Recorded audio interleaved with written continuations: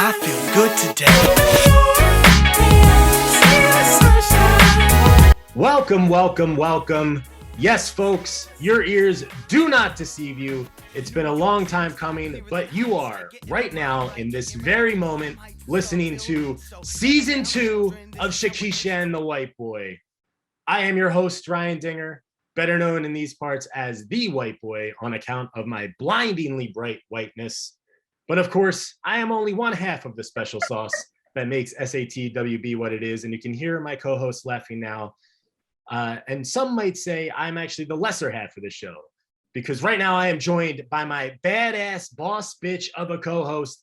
She is a writer, a director, a producer, an all-around mover and shaker, and now she's even an award-winning podcaster. She is the incomparable Mrs. Shakesha Williams. What it do, homie? Hey, how's it going? Season 2. I actually can't believe we're here right now. Can you? I am excited. Like, we should have been here a long time ago. Just imagine had we actually done the podcast during the pandemic, we'd had season 4 by now. I think the pandemic actually had a lot to do with why we were maybe mentally or physically unable to do the podcast, to be honest with you. Yeah, 100%. I think that played a big part in it, and we're going to talk about a little bit about that. But before we do, Shakesha, I actually owe you some congratulations because, well, like you said, we're living during the panty. It's not actually over yet, and we have not seen each other in a year and a half, which is crazy to me. But during that time span, this show, Shakesha and the White Boy, actually won an award. Yes, folks, last year we were awarded a gold award by the AVA Digital Awards. Shakesha, congratulations. You are now an award-winning podcaster. Hey, shimmy dance. We didn't have a chance to celebrate in person, so I thought the least we could do is have a little celebration to kick off season 2 here. So congratulations. Same to you, my man. Is there any thank yous? Are you going to Disney World? Like, what's the plan now? So for me, I am excited about like getting started with the season, working with you on whatever we have, like cooking in the pots. I'm really excited about that. Yes, there is a kitchen behind me right now. There is a kitchen full of pots of episode ideas I keep back here. Folks, Chef, if you're listening, sauce, boy, check out the YouTube. You can see the sauce coming. Oh, there's one overflowing there. Yes. Are we going to do this episode where you and I just cook in our respective kitchens? You know what? We haven't talked about that, but I'm going to note it down, and I think maybe we should do that. Although we really should. I suspect you're a better cook than I am.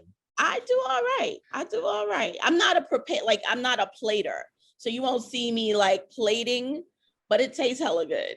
Oh yeah. I remember it must have been like right before the pandemic last year, because I believe it was last year, maybe February. You brought over some vegetable lasagna, and I still dream about that. I'll tell you. Really? I didn't know my God. You and Caitlin liked it. I was worried. Are you kidding me? Like, did we still like have conversations about it? We got the garlic bread. We had the salad. I forgot what we did for dessert, but we had a whole whole sheboying going. Yeah, man. Yeah, that was a good time. So, you had said like we weren't really able to do Shakesha and the White Boy during the pandemic, and that definitely is true. Like, I think there was a long period last year where neither of us were in the mental place to do something like this. But what's funny is we're kind of still in the pandemic. Like, I kind of thought like, well, it'll sort of dissipate and we'll start the show again. And then, we'll be beyond. We'll be in the beyond time. There's the before time and the beyond time. But it's actually still going on crazily enough. And, we're now in the Delta variant running through the country. And I'll tell you, I just don't know what to say about it anymore. I mean, this Delta variant is the cousin who came in from out of town, and you had some excitement because it was like, oh, family's coming in, but the cousin is off. Like, they do a lot of crazy stuff, and you're always stuck with the cousin. Like, go play with your cousin. Go outside and play. And you're like, I don't want to play with Delta variant. He crazy. Yeah, no, he different. But what's funny is like, so there's still a lot of this like tragedy and darkness around us, but in some ways things are getting better. The vaccines do seem to be effective, and we're going to talk about that later this season. The whole conversation going on with the vaccines, but for this season, we kind of want to do a little bit of a different spin on what we've been doing and have some more positivity, because I think that that's really lacking in just the world right now. Absolutely. And we had a lot of conversations about this, about like how we did a lot of negative stories and stuff in season 1, and I think we'll still touch on some of that stuff, but how we needed to sort of shift a little bit and give ourselves the chance to have some light in all this darkness. And a lot of this season is going to be about doing that, trying to lift people up and lift spirits and all those things. So in that spirit, I want to ask you a question. Oh Lord. And so lockdown, it's come and gone. There's been a few of them. We've been in various stages. So take the timeline for what you want. But the question I want to ask you is, what was your high point, would you say, during lockdown or quarantine or just during the pandemic so far? What has been a moment where you really found true joy? Wow. Ooh, that's a good one. Oh, so as the pandemic was slowing down this year, like as things were kind of calming down and the world was opening up a little bit,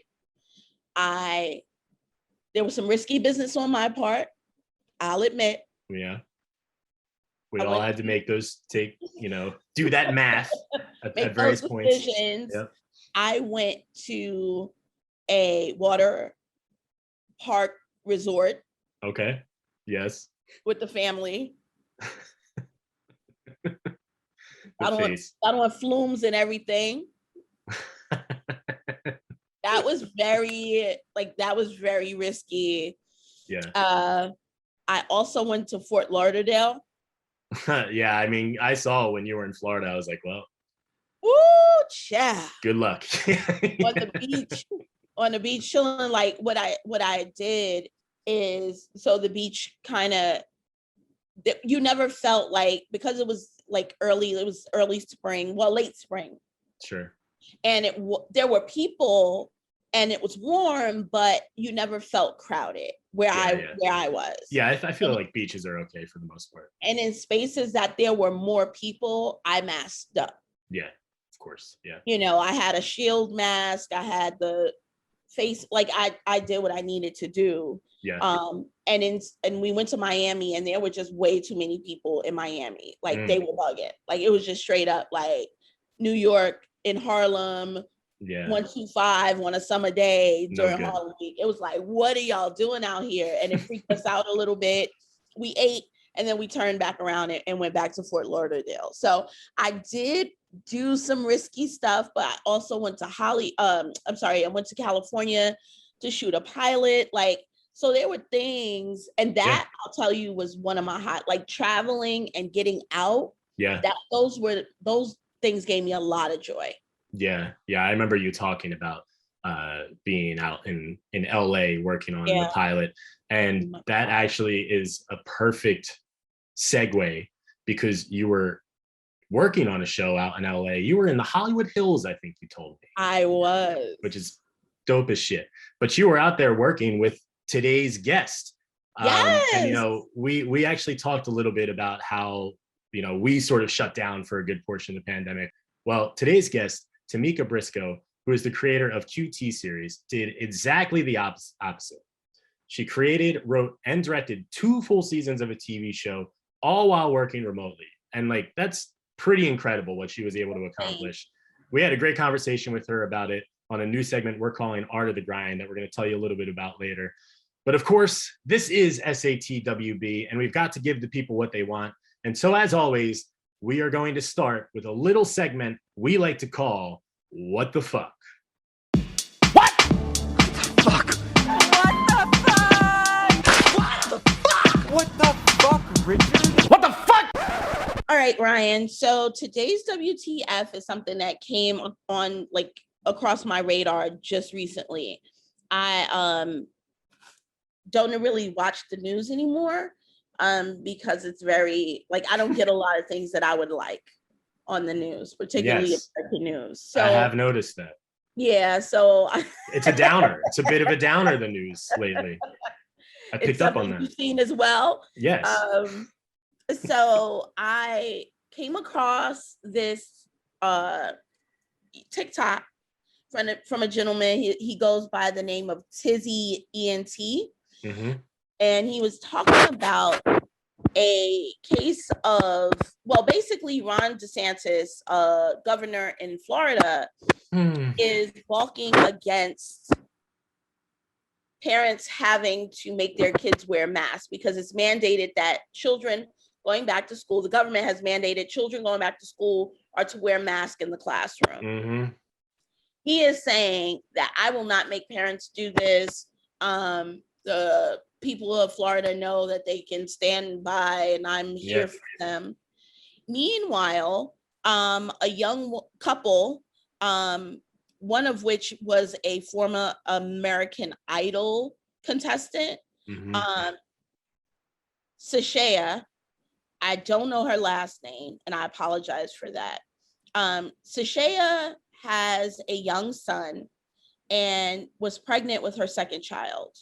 She decided to stop breastfeeding her older son in order to make way to give herself a bit of time to breastfeed welcome this new baby, and also just, do what parents do, which is wean babies off of just formula or, breast milk. The baby, as most kids do, was having problems weaning and had become dehydrated. So the parents took the baby to the hospital. Lo and behold, the child was eventually taken away from these parents. It was claimed that they refused the B12 shot. I'm going to read directly from Shakesha's webpage, which is aminrasba.life. I am a pregnant breastfeeding mama who went to the hospital with the intention to get my son Amin-Ra extra fluids while transitioning from extended breastfeeding to being bottle fed. On March 11, our son Amin-Ra was forcefully and legally kidnapped from us by CPS, Florida CPS, who claim we refused the B12 shot and that was a matter of life and death, which is an absolute lie. We never refused a B12 shot, and at no point was he on the verge of death. Our son has since been placed with a white foster family without interviewing qualified relatives or friends of our family for placement while they investigate. We are given limited information and presently only have weekly Zoom visitations for an hour with our son with no court order stating these visitation limitations. This is obviously racial discrimination. I read a few articles and it looks like Florida is on a tear when it comes to taking kids from their families, oftentimes not apologetic about it, not saying anything to the parents once they're found not guilty and that everything's fine. No recognition of wrongdoing. Yeah. No admission of wrongdoing. And the sad part is there's irreparable harm done between the parents and the kids. Like, for a child that has to be life-changing in a lot of ways. Yeah, I just, you started talking about DeSantis and, I imagine, no, it's okay. I imagine the listeners of our show probably feel a lot like we do, where it's pretty clear that this is not a good person. And, with the mask thing where he's saying, oh, it's a parent's decision, the personal health of their children. But then on the other hand, you have a Black couple who, took their infant son to the hospital because he was having trouble, weaning off of breastfeeding. And, they're finding reasons to now take the child from this couple.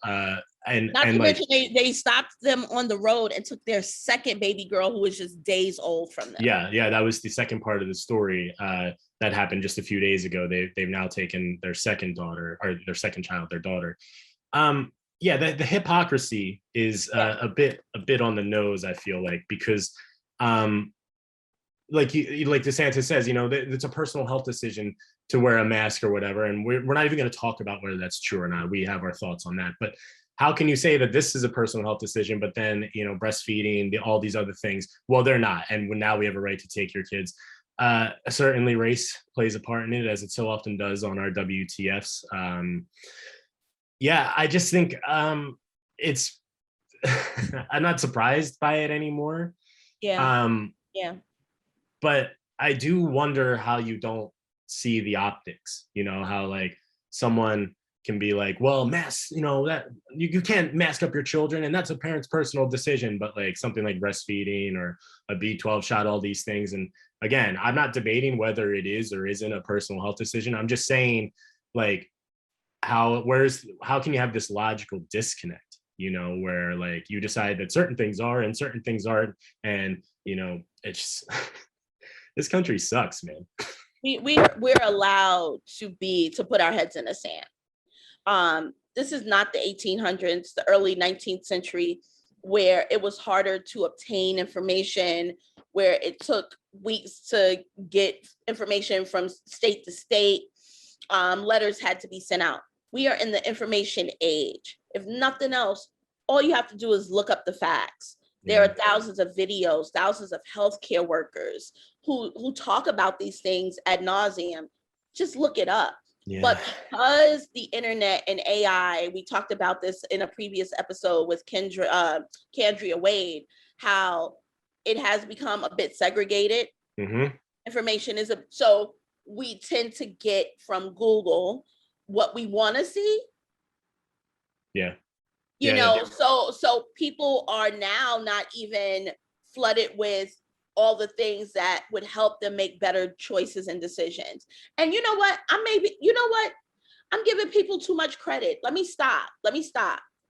People are standing on a hill and dying on a hill that they don't need to stand and die on.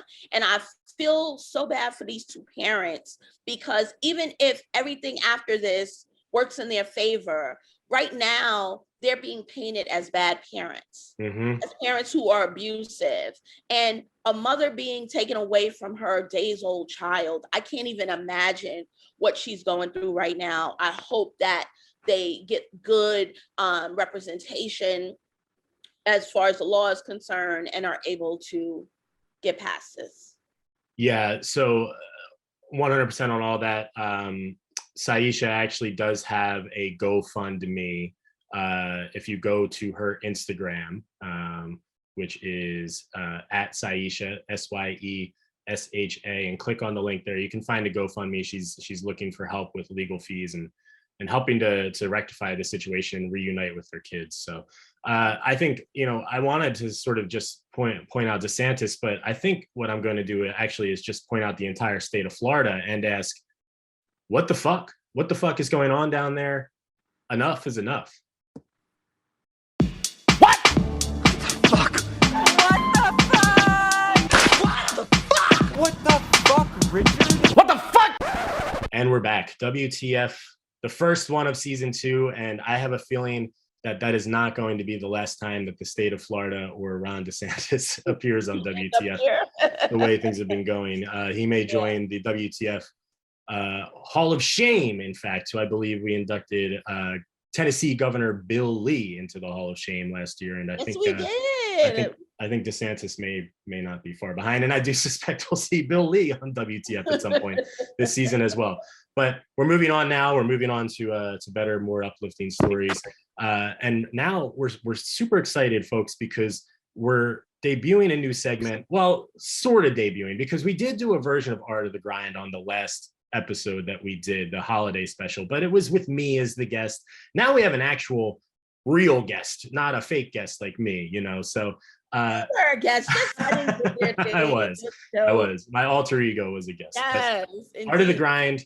Shakesha, this was an idea that you've had for a long time, and we sort of talked back and forth about it. At one point, you were working on a documentary toward sort of this end, but I sort of view Art of the Grind as a platform to lift up artists, activists, interesting movers and shakers, people who are doing things out in the world, and sort of using them and talking about their practice and all the things that they're doing to inspire others to do the same, to do whatever it is that you feel is your purpose, you know, your point in being here on this planet.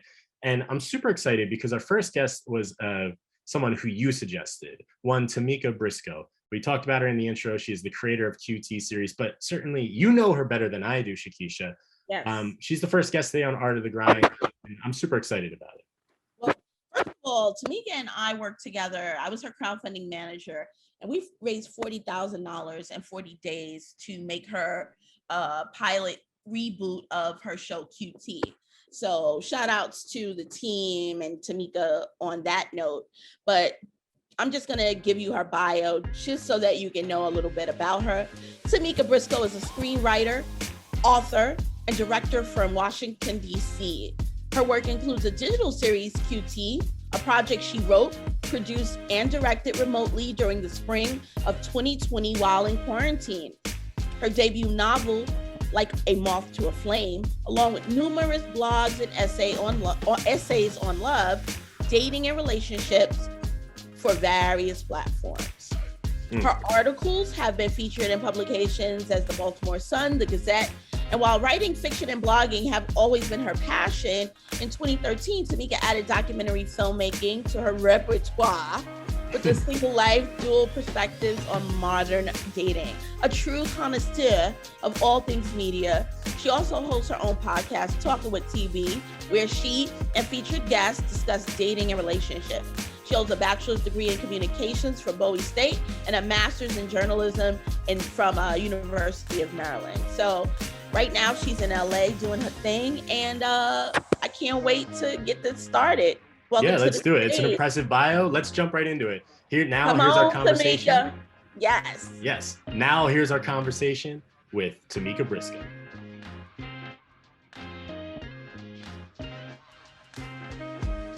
Please give it up, ladies and gentlemen, for Tamieka Briscoe. Welcome, Hello, welcome. ladies. Thank you for having me. It's such a pleasure and an honor. Thank you, Shakesha, for that very warm introduction. Love her. Welcome to the show. Yeah, it's great to have you.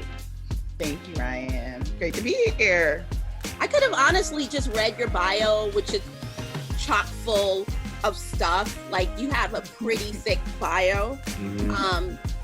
But I really just want people to hear from you, to learn about you, to learn about what's going on with you now, how you made it to this point in your journey, and really the things that keep you motivated, keep you engaged, keep you coming back to this this art life. So I guess let's just start with QT, because that's the latest project. Tell me a little bit about the series and a little bit about this last season. Thank you. Thanks for asking. QT, yes, that's my baby. So QT, it is astounding to even consider that it came about on April 1st of last year, just the idea. And here we are on March 13th, last weekend, we literally just wrapped.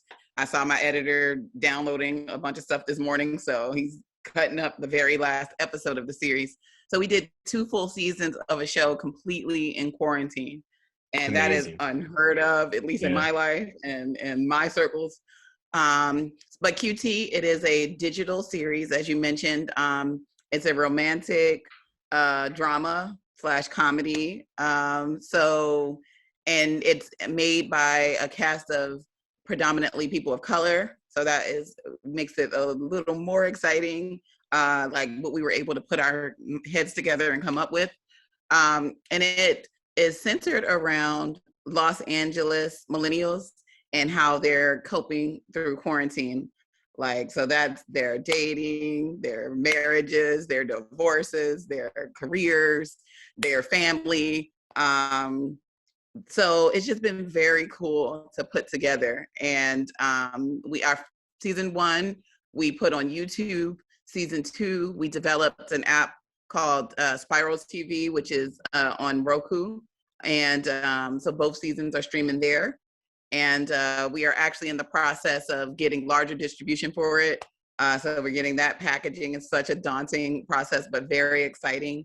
And ultimately, the game plan now is to take the world that we've created for these past 2 seasons and pitch it to a network as a standalone show of not being shot in quarantine, what their lives look like outside of quarantine. So the cool thing about it is that with shooting during the pandemic, I tried to stay within 6 weeks of real-time events at all times. So that covered everything from the stay-at-home orders to the protests last year, the election. So everything that has happened, we kind of documented in real time in a very subtle way. You know what I mean? Not just like smack over the head, but just as you and us, all of us with our networks, we were discussing these issues as they happened. You know, things like the stimulus, are we ever going to get a second stimulus? Or those things we try to just subtly put into the series. So that's been really cool to kind of document it. But what's exciting about the pilot that I'm preparing for now is that we're kind of projecting like what life is going to look like 6 months from now. You know, what will these characters look like? Because common sense, as well as the research that we're going to put into doing the project, tells us that we're still, even with the vaccines, we're going to have masks and stuff for a while. Yeah. We're not going to be packed into clubs, but clubs will be open. You know what I mean? So what does that look like? So it's so fun to imagine that. And it's given me such hope writing it. So season 1 was about establishing the character. Season 2 is when it kind of was a full-on soap. Which I grew up at a very inappropriate age watching soaps. I kind of finessed my granny at age 6 to start watching soaps. So I would go in, she would be babysitting us. So I would go and say, Granny, I was just such a little actress. It's amazing that I'm a writer and not an actress now, because I'm telling you, I had game. So I would come in, I'm a little girl, I'm 5, 6 years old, but not realizing a concept of time. So 5 minutes, she would send us to take a nap. So 5 minutes later, I would come out like, just woke up, Granny. And she's like, girl, get your butt back in there. You ain't took no nap. Okay, so I go back in there, lay around, play for a little bit. And then my last ditch effort would be like, Granny, can I watch your stories with you? And she's like, girl, sit down. So ever since 5 years old, I have been watching The Young and the Restless, The Bold and the Beautiful, General Hospital, All My Children, you name it. You know what I mean? So here I am, a writer now, and I have a soap of my own. Right. I feel like I have so many questions about making a show during quarantine and just the challenges of that logistically, all of that. But really, I wanted to start by asking you, Tamieka, like, you, as Shakesha mentioned, you have a very thick bio. You're a writer by trade. That's how you sort of got your start in your career and everything. Doing that, something like writing, an essay or fiction during quarantine is just easier from like a logistical standpoint. It's more self-contained. You can sort of just like work at your desk on your computer or whatever. Doing a series, a TV show, there's like so many challenges to trying to do to do that when you can't be in the same place as other people. So like, how did you sort of arrive at like, this is how you were going to spend your time in lockdown, working on a visual series versus like trying to write something, or would, how did you get to that point?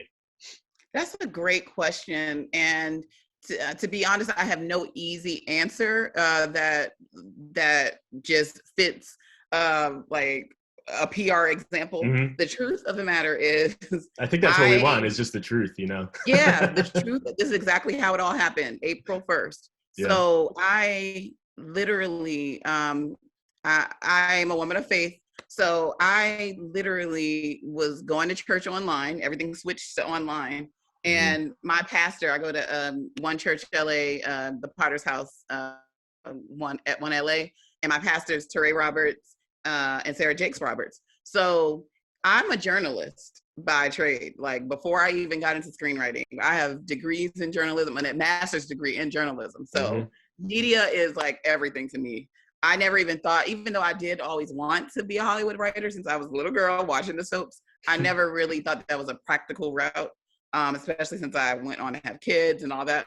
So anyway, so journalism was the compromise because I still got to do my passion of writing and still storytelling, but that was just a way that I thought that I can get a paycheck.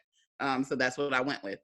So in one of the sermons, Pastor Teray said, in this season, because this is when the pandemic was really scary. It just hit. The number of deaths were so huge and the number of cases were so small. April so it 1st, was just like I mean, you're right something in the that's thick of hitting it. the world, not even like an area, because some of the pandemics like have been kind of contained to like, oh, that's them over there. So God bless them, but nothing to fear. Right. It's not here. No, that was not the case. Like the death rate was huge. The number of cases was small. So it was like something is hitting everyone in the world and people are dying everywhere. So that was scary. So he was like, some of you are going to have to take a break from media. You're going to have to take a fast from media. And I thought that was the most preposterous thing I heard at the time. Like usually I'm like, hallelujah. And I was like, what are you talking about? Like, I know that's not for me. Like I'm nosy. I'm a journalist, like news. I was watching it from sun up to sundown, like going to bed with, so then I did start to get very scared. So I did. So I took a 10-day fast and it was no TV, no social media, no news, obviously, no nothing. And it was just quiet thoughts. And in that stillness, God like put it in my spirit, like do a quarantine show, like do a web series, like, and you're going to do it in quarantine. Like, and to me, I'm like, I did not know how that would happen. So I just started making phone calls to like some very smart people, DPs and just smart people, and told them my idea, like my vision that I had, like of at the time, all I had was that teaser, which was that it was a young woman. She was getting dolled up. She was putting on perfume. Like I just saw all these different shots. She was preparing for a date. And then when she goes to her date, it ends with her in front of a computer. And it looked like she was about to go out. So the whole time you're watching it, you're thinking she's getting ready to go out, but she only goes into her living room for a date. That's the only thing I knew QT to be. I, to this day, am just like floored that it turned into this whole 2-season series that's about to be packaged for consideration of a show to be picked up. Like that's literally, so there is no, oh, I'm so brilliant. And I'm a technology geek. No, none of that. I did not. We learned more about the process of remote shooting by just doing it. There were mistakes. Well, I won't say mistakes, but there were workarounds that we came up with well into the series that, it should have been obvious. For example, with the Zoom scenes, right? When we first started, like episode 1, my DP/editor, who's based in New York, shout out to him. New York. So, yes. Yeah, New York. I love New York. NYC. So,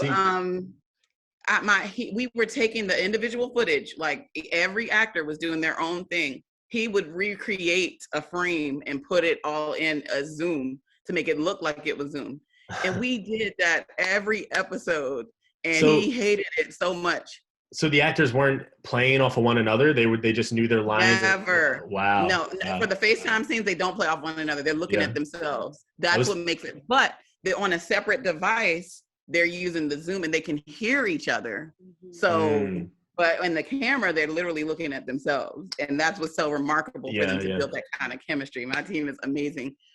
So, which is fine. So we knew that for the FaceTime that they couldn't talk to each other or whatever. And that just gave him extra work because he had to recreate and then line things up. When is someone talking? When to stop it? So it was a lot of work. It wasn't until episode 4 where we did the game night. And at this point, the entire cast is in the episode in a Zoom. So thank God. That's why all of this is divine. So somehow it came to me in that moment that, hold up, there's a function in here that I can hide myself as well as my DP from the Zoom and just record the Zoom like how we're recording the Zoom and use that footage and put it directly into the show. Like it never dawned on us until episode 4 that was the thing. So he was doing so much extra work. He even went up on my price because he was like, this is a lot. How are you directing like that? Like how it's again, it seems like such a huge challenge to be in a different room and try and direct and connect with people in that way. Good question. Well, it's a process. So the physical act is through Zoom. So everything. So initially, especially when they first start, as we started getting toward the second season, and unless it was a new character, there was a less need of it. But we'll have a one-on-one rehearsal, like just like on Zoom, just me and the character. All right, let me see your space. Okay, cool. So this is like, let me see your options of where you would be willing to shoot. Or this time we want to kind of change it up. So let me see the bedroom. Let me see the let's shoot in the bathroom or whatever, blah, blah, blah. So we'll go over blocking through our one-on-one. We'll go over wardrobe. What are you going to wear? Okay. And now let's talk about the scene. So where is your character at? Do you understand like what's going on in the scene? And then we just do it one-on-one, or I'll put the scene partners in a Zoom together too, and I'll have them practice it together. So therefore, when it's time to roll, we're ready to roll. We can get it done quickly. Like sometimes we've shot entire episodes in a day, like in a 4 to 6 hour block. We're done. The episode's done. So that's insane. As time went on. So that's how I direct. And believe it or not, it's very easy because there's trust. You know what I mean? And they know their characters. I have an amazing team. I can't say it just, I think more people should do this format, but I am very blessed that I have such a talented, committed team, and they're ready. Like they get it. They get the show, they get the format. And they're much more than actors at this point because they are physically setting up their cameras. Like Julio's my DP. So basically they will send us a test shot.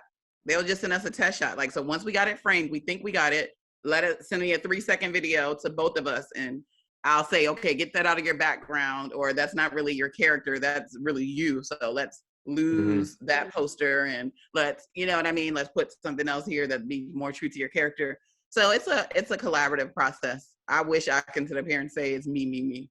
And Shakesha more than anyone knows that. Yes, I have a amazing. I mean, I'm gonna tell you something. So I met Tamieka in Clubhouse. I'm trying to get Ryan on.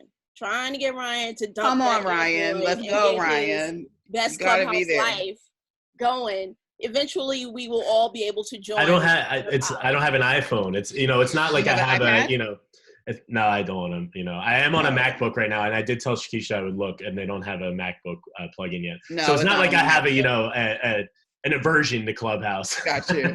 Technical, don't have the tools right now. Blog right now, They're opening it up, and I can't wait. But I honestly we're missing out some great talents just because they. I really feel like, and for so many reasons, so many purposes. The fact is, when I met you, you're so energetic, and you have. We're not lively all day, every day, but what I do enjoy is your love. You have this effervescent love for what you do.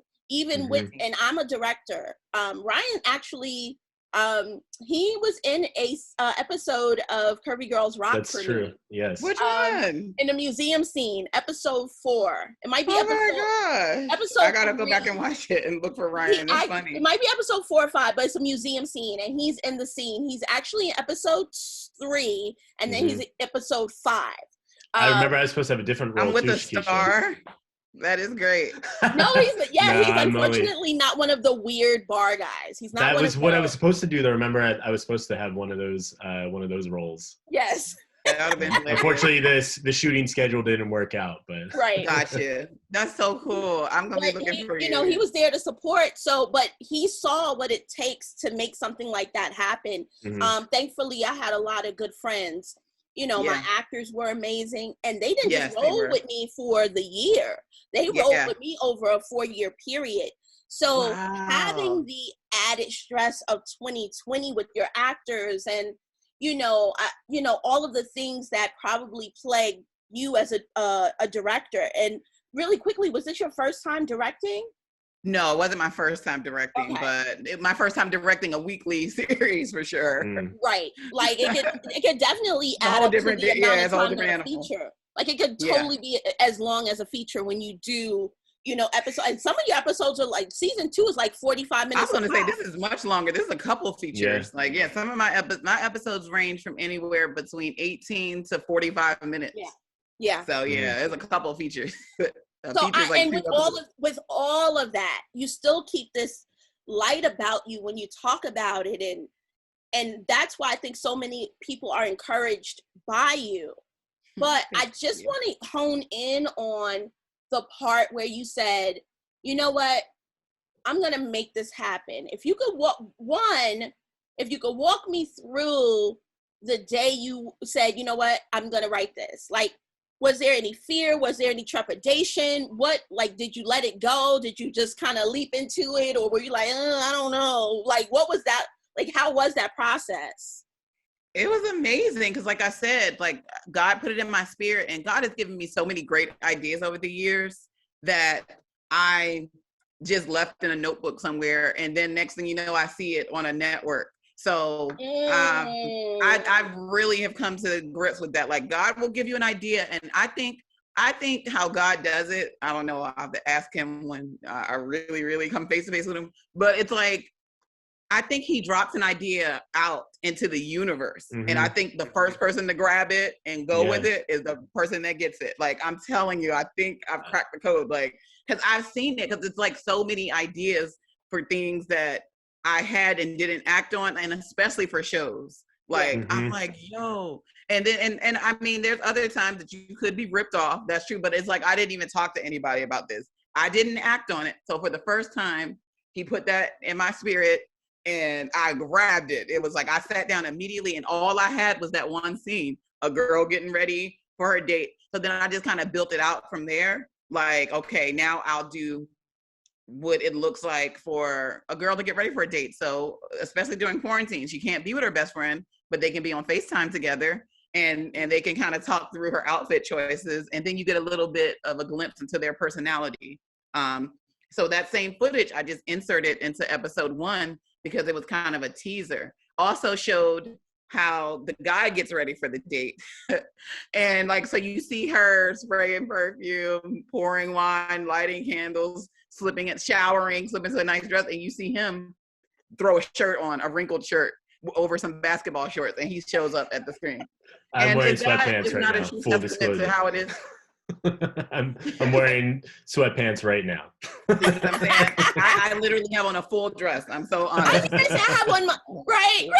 I have one like my vegan dress. I was like, and my business up top, pajamas on the bottom. I didn't cheat. I learned to not cheat on Zooms, because it's like, especially because of what I do, I'm just always afraid someone will say, hey, put me on the spot. I just got to be ready. Yeah. And I, on the other hand, want to be ready when we're actually doing the cans and Sundance, and me and Ryan are like talking about it with the big networks. Like, I always want to be prepped and ready. So always. Oh, you're always fabulous. Thank you, darling. You are such a blessing. I love that idea. Yeah, that's what it was like. It was very easy from that, because I finally took an idea that God gave me and ran with it. And then all the right people just started to, present company included. Like, at every phase, like all the right people just started showing up, and it's like, ooh, and we're leveling up. Like, so it was, for once, I'm not going to say writing a show weekly is easy, but the initial getting started for once was very easy. Full disclosure, I'm working with Tamieka on like crowdfunding, so we'll be talking about that later, where the money resides, before she leaves tonight. But like working with her is really such a pleasure, and working so much more than that though. She's doing the crowdfunding, she's got our social media completely revamped. She's got it on lock. Our morale. Yeah, she's just a blessing. Take it from me, a great ally to have, in any type of project. Officially. Hell yeah, definitely. Well, what can I say? So, Tamieka, I love this idea that you were talking about of like, being able to pluck an idea like it was like a gift to you, because I have thought that same exact thing. I'm a songwriter, a musician, as Shakesha knows, and I talk about this all the time, this idea that like, you don't really write songs, you sort of just pull them out of the ether. Like they already are existing out there, and you're just more of like a conduit for them. Yes. And so I'm a big believer in that idea, but there's a second aspect to that I want to ask you about, because you have that initial inspiration, right? And you start writing, you start going off, and then the ball is rolling, but that like initial lightning bolt of inspiration often doesn't last very long. At least I find as a creative, it doesn't. It's very fleeting. You sort of capitalize on it, but then the rest of the work still remains. And that's like, then when it gets into like, you're actually slogging through it, right? Maybe slogging isn't the right word, but you're actually working on it without that like feeling, that lightning bolt of inspiration. And I feel like Shakesha and I have talked about a lot how it's been hard to do that part during lockdown, during quarantine. So like, how were you able to sort of keep your energy up and keep your focus and your drive to do all the work that was necessary after that initial burst of writing, that burst of inspiration? you're so right about that. Like, yeah, that it's like a high. You come down off that high. That initial burst is exactly that. It's like a jolt, and it does wear off. But thankfully, I had a team and I have an audience and fans, so that keeps you accountable. Because at this point, you have to keep it coming. You know what I mean? Like, people are relying on you. And again, like, this was no easy thing or small thing. Like, especially for my actors, who I have very close relationships with all of them at this point. So I want the best for them, and I want them to be able to be creative, and I want them to be a part of something so big. So yeah, when you have a team that holds you accountable, it's like, yeah, so much has happened in a course of a year.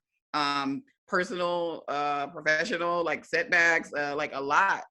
But you got to keep going. So that kind of fueled me, because yeah. And then especially when you have a weekly show, people want to know when's the next one coming out. We had a schedule to kind of stick to, but we were very careful to take breaks, because it is hard work. And again, these are long episodes, which requires a lot of memorization, a lot of character work. So every 5 episodes, we would take a break, an extended break, like a month, 6 weeks off, just to woosah and work on other stuff or catch up on other stuff. And I found that very helpful too, to keep the creativity going, because it's like, yeah, now it became new again every 5 to 6 episodes. So it's like, oh, now we're doing this. Now we can do that. So yeah, it's funny how collaboration can work in that way sometimes, how you can, like, it's almost like a seesaw, right? Like, you're high and then you start to go down, and then this other person jumps on and they sort of bring you back up again. And like, there's that push and pull of working with other people that is like, you just don't get when you're working on your own, Absolutely. And writing is a very personal experience. Like, you really are secluded. And for the first season, I did write everything by myself. So I'm excited about the show getting picked up, because we'll have a writer's room. So that shared responsibility, shared vision, shared perspectives. And I welcome that. But even with this, like, I would talk to like my close knit, like my crew, like, people that I just trust creatively and run ideas by them, and then sit down and write. So I did have help. I'm blessed. I have a great team. Like, this is crazy. There's no way I alone could have even did any of it. Yeah. And I have to say, like, meeting the team, like, the first time I met all your folks was at a Black trivia night that you did. Yep. And what I would say is that there was so much love, so much, like, it was a comfortableness. Like, it was just like, everyone might as well have their pajamas on with their head wraps. Can't wait for that. And their dirty tees, because it just felt so, like, light. Yeah. Thank you. And everyone who was in the room at the time gave that full energy of, oh my, like, it was just family. And this is the cast that never was in the same room other than table reads. And so that's not even table reads. Only people that have ever been in the same room are people that were already in the same room. What I meant is, like, that kind of they've that's never, how they got to know each other. Unlike coming into a rehearsal space and having that connectivity. Never. Like, we don't even know what each other's height is, or that is wild. Like, and we've been working together for a year. Some of us, like, I've known some of them beforehand, but it's crazy. Like, but they're like, we're all like best friends. Like, it's crazy. Like, we're really like a family. And that's because kind of even what I wanted to bring into the concept of the show about getting to date someone during quarantine, we're forced to talk, like, through virtual, and that's why Clubhouse is so great too. We're actually talking. We're not swiping or double tapping. That is, you can't really build a relationship that way. Yeah. You build a relationship through conversation and connection. And we've been forced to do that through this process. So we feel so very close. Like, and now we're just coming up on a year, but we felt like we've known each other for years already. Yeah, that's amazing. QTseries.com if you want to learn more, guys. It's on YouTube. It's on Roku also. That's actually where I watched it. What's the app on there called again? Spiral TV. Spiral TV, yes, yes, available there. Tamieka, I actually wanted to, well, Shakesha and I both wanted to talk to you, outside of QT series too, about yourself and your experiences. You know, it's an interesting time to be a Black woman in Hollywood. Can you talk about that a little bit? Just sort of like, hurdles that you've come across, or, what your experiences have been like as you've sort of grown in this business. Absolutely. This is, it's a climb. It's a climb. I mean, it's looking up, but it's a climb. Like, I mean, when something's up, like, you got to get up there. So it's a climb. So I'm really just thankful and blessed because I have an army of like people, and these are industry people. These are my family. This is my team, like all dedicated to like helping me make that climb. And those that have made it to the top first are pulling me up, literally. And that's what I like about Clubhouse, because Clubhouse has a feature where you're it's like, in order to get there's stages on Clubhouse, right? So like you can be in the audience. So there's like 3 tiers. There are people that are just in the room, and then there's people in the room that the speakers follow, and then there are the speakers. So I've been very fortunate to like find community through some relationships that I had before Clubhouse, but even after Clubhouse. So let's say Shakesha's in a room, you know what I mean? And she's speaking. She literally, I can either raise my hand or she can just see me, and she has the ability to pull me up like to the stage to become a speaker. So I have people around me, and we're kind of adapting that philosophy. Like whenever we get on stage in life, like we're pulling each other up. Yeah. And that has been really remarkable, but it's not easy because a lot of the people that are trying to pull me up are fellow women of color who are in the same position. Like they have the same hurdles, they have the same prejudice and bias, they have the same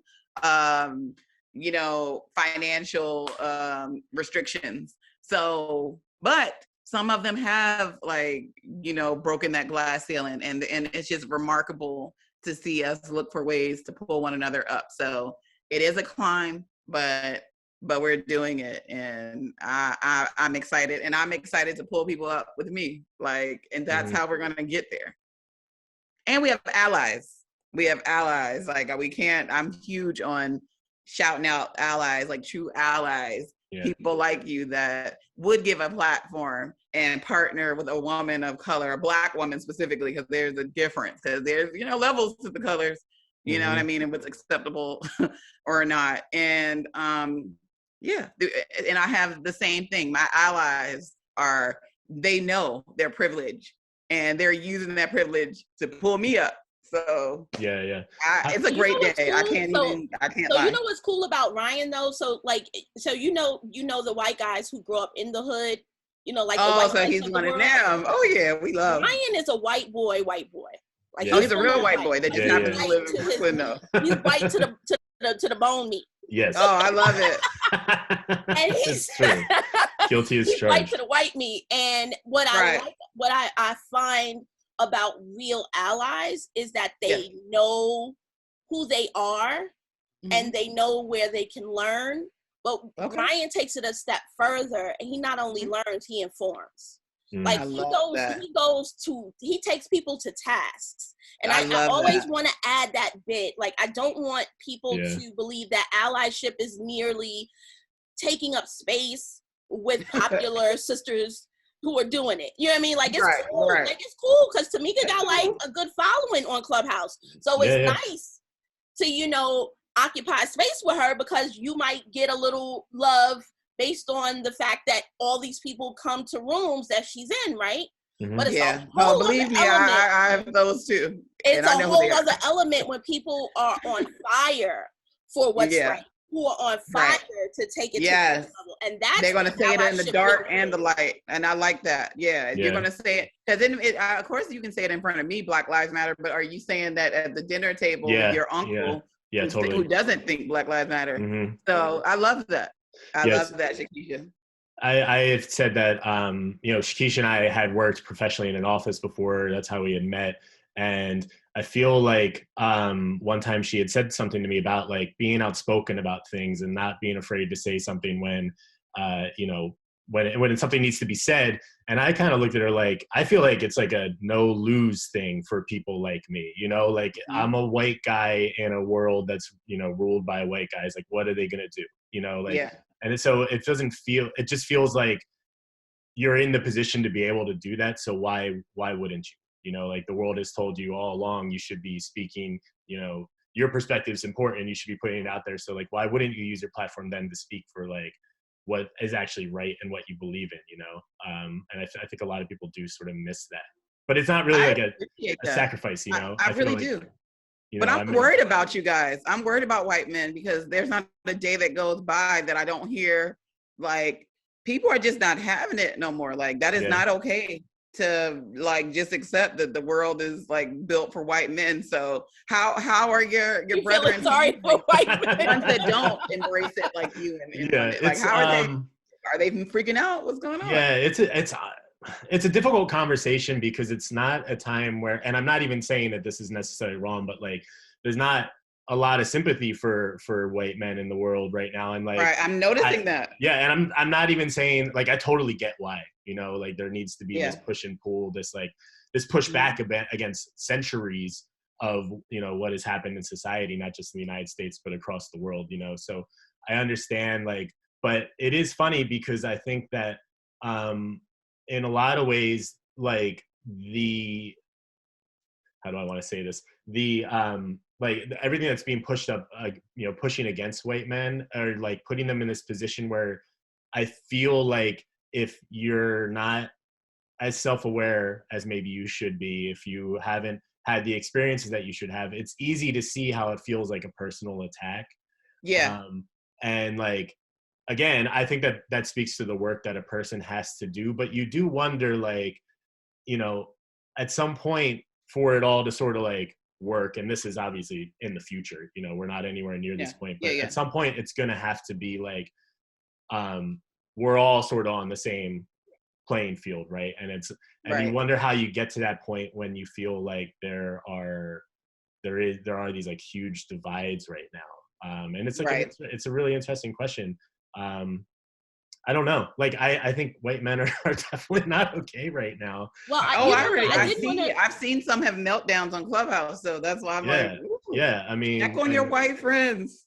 Yeah, that are male. I'm not saying that necessarily, but I think it is definitely it's a weird time to be white for sure. It is, and male. Yeah, for sure. Yeah. But women, like, they're going to be all right because again, they too have been marginalized. Yeah. I think that's so funny that you say that because I think that's totally what it is that like a lot of white men don't understand how to deal with it. Like, and what you said, like women, people of color, all that are going to be okay because that's been going on for them for some time. So like you already know you can sort of, you know, and it's not even the same thing. Like it's a false equivalence. Right? It's not really oppression that's happening. It's right. No, it's just like people taking a stand to it. And if more people understood that that's what it was, it's not an attack on white men. Yeah, I think that's really the secret. Lots of white men, but there are just some that have just gotten away with. Like, and that's very how bad can you stuff argue? for a very long time. And because the system has intrinsically been centered around whiteness and power has been centered around white malehood, cis white malehood. Mm-hmm.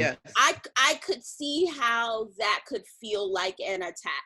I just watched Piers Morgan trash Meghan Markle completely, and I didn't want to bring any. We're trying to keep this very generic, but I got you. Because it's a very specific. It's a very specific thought to what the point you made, both of you. That he trashed this woman all on his the morning show, and one man of color said it's not fair for you to call this woman a liar about her experience, right? Mm-hmm. All morning long, and then Piers begins to get a little outside of himself, and he said, no, Piers, because I listened to you for a full half an hour trash her.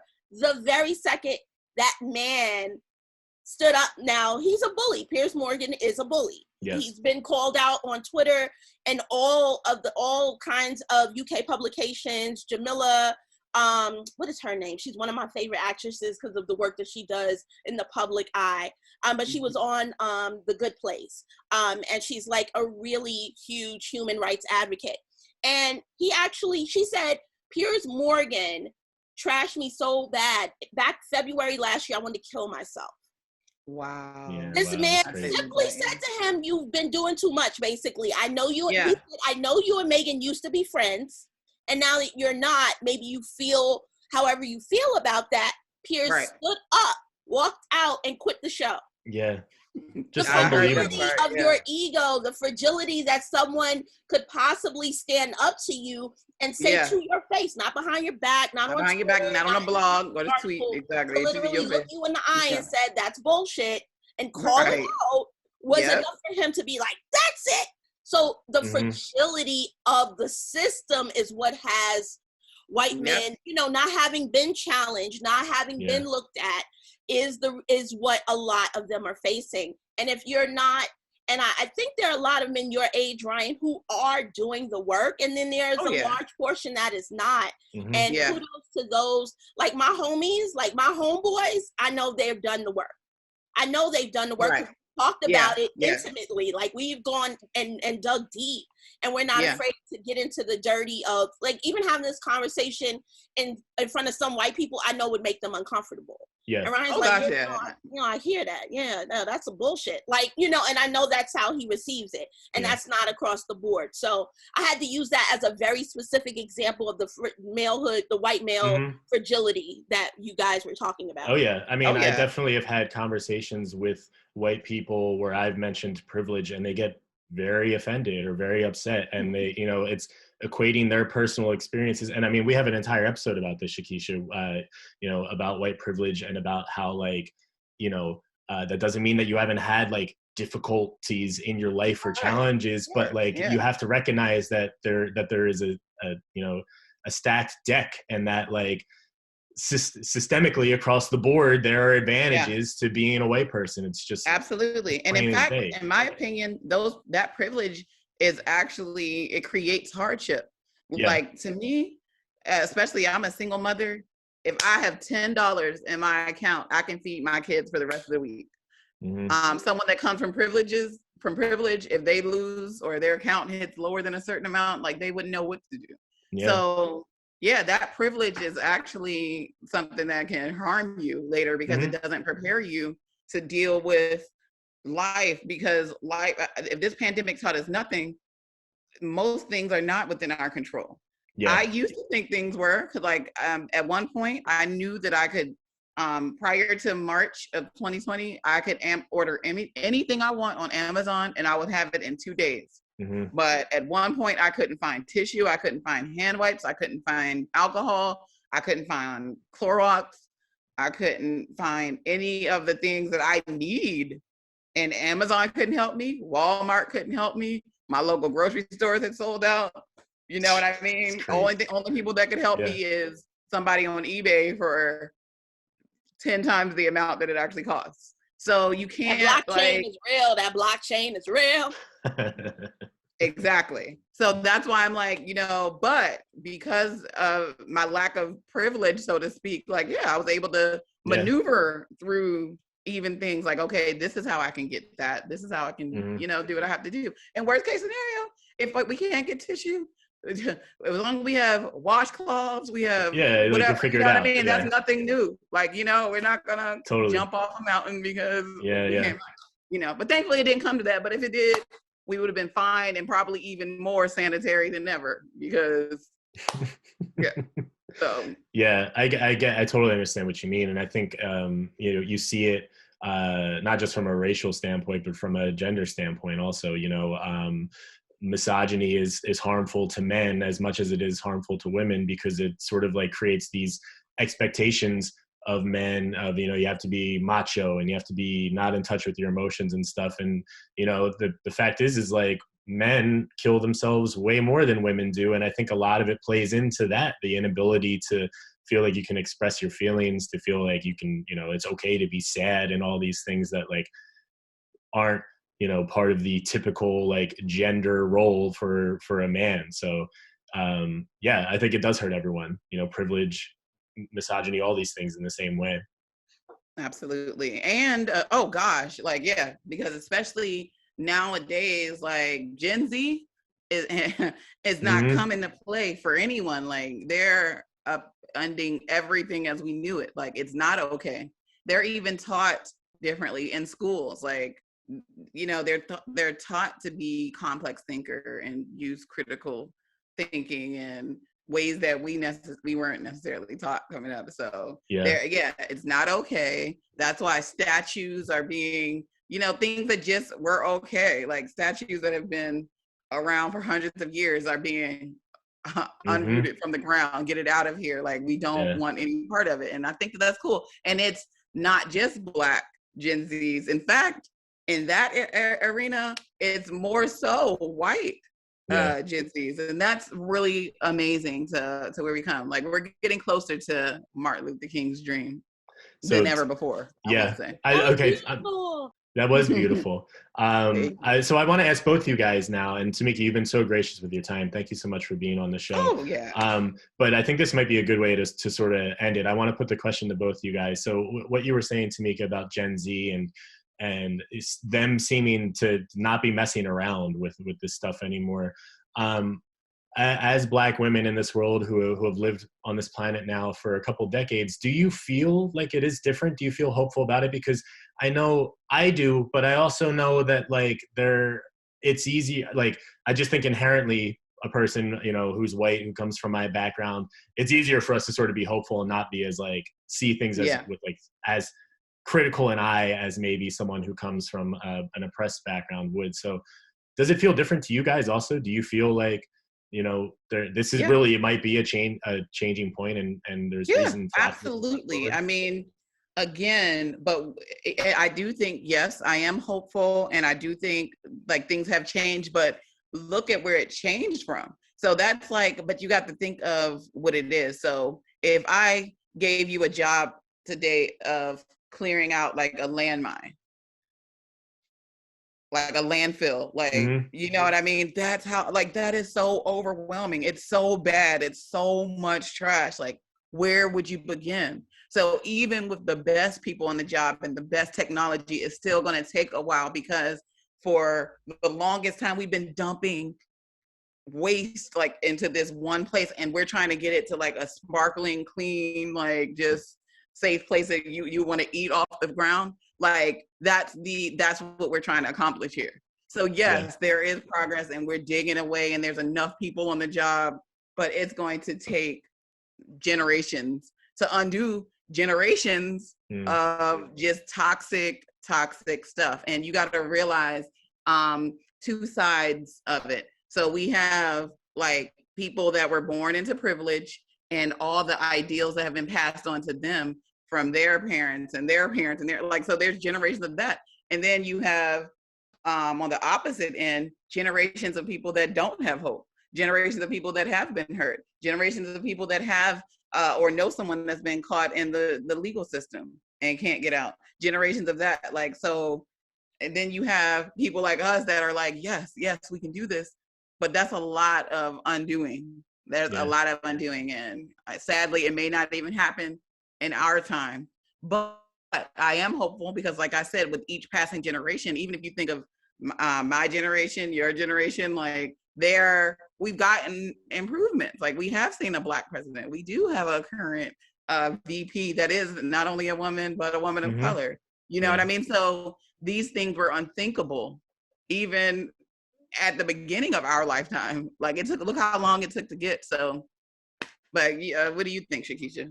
I feel like you do, in that the unpacking of it is so big to look at. It's so huge to look at, right?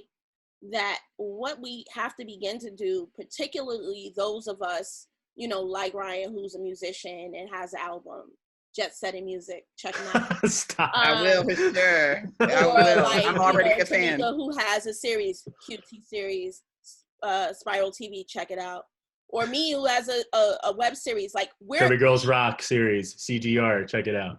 Yeah. We each Amen. are Let's do it. tackling the things that, like in QT, what I really appreciated were the conversations surrounding Black Lives Matter, were the conversations surrounding the importance of education and activism, right? Yes, So yes, teaching yes. in activism and collaborating in those ways. It is such a big undertaking that these little tiny nuggets of what we do in our artwork, Mhm. right, means Mhm. so much. How Yeah. each of us approach, time with our kids, time, like I said, I have seen, this is Ryan taking people he knows to task. So, or us saying things like I was in a room in Clubhouse and the guy used the word minority in little stories and I had to back him up. And it really affected me, but I didn't mean to come. I'm sorry, whoever you are. If you listen to this, my bad. My bad. Yeah, I didn't mean to come for your be neck. careful what you But say, I will let because you it's not know, okay like, it's anymore. the only way Yep. you're going to learn. My grandmother used to spank me when I got in trouble. So sometimes a little tap on the hand don't hurt nobody. Sure don't. So also, and that also speaks to, you have to remind the systems, you are no longer in place anymore. We can't allow you to continue forward. We're now we now have a new president, and now that means battling the prison system, battling the systems that have the electoral college in place. Poverty, exactly. Yeah. So much to battle and so many tasks, so many things, chains to break. All we can do in our own little corners of the world is take on our battles and talk about it in our art and talk about it on our podcast and talk about it when we're in interviews and have these kinds of intelligent conversations that we bought in our time, our pursuing of the things that we love. And someone says, come on my show. We can unpack these kinds of ideas and talk about it to the people who are listening. So that's what we're here for, to make sure that we do our part so that when the next generation looks back, even if we're not mentioned in the history books, which I'm sure I will be, but even if we're not, we know when we leave this ether, this portion of the realm, that we did what we could, and that's all that we can offer. And so how can we not be hopeful if we know we're doing our part? So we're doing the work, so of course we're hopeful because we're not doing it in vain. Like, again, we know that it's a big mess, and we'd be remiss not to mention that because it's huge, and we deal with it. Like, I don't even know that if I go out, I won't get pulled over by a police officer and make it home. You know what I mean? So I can't say like, oh yeah, but I can say we're going to do the work, and we're going to use our God-given talents to move it forward. And that's why I do try to use in my writing. Like, there's one character who's like a very standout character, Tony, played by Freddie Ramsey Jr. So he's so likable and lovable that maybe if a white person or officer sees this character on TV and how sweet and nice he is, maybe you won't think that all Black men are the same or are threatened, so.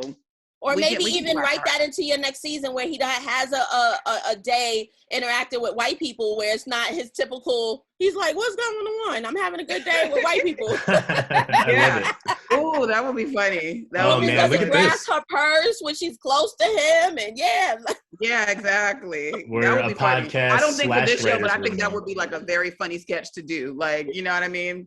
Like maybe just to get us to rethink it. Like, so let's say a Black guy goes on an elevator and, maybe a white woman starts playing with her purse, like, or having her cash, like, I like, like that's the world we want to live in. You know what I mean? Like, right what we want to see. You know what I mean? She's just like, and then guess what?